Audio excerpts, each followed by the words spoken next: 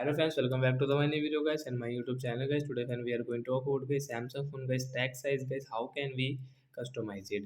Fancy you want to customize guys your Samsung phone guys stack size guys. You can see your tag size is too different. Fancy you want to set into according to yourself. So how can you customize means guys, how can you use it?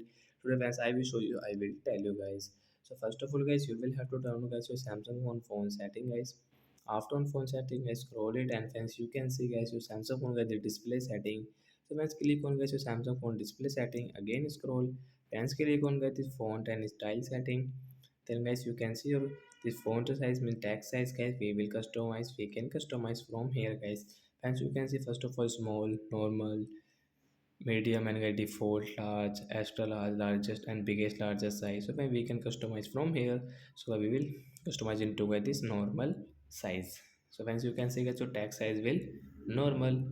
So like that guy we can customize guys this text size. So that's it guys, thanks for watching the video, bye guys.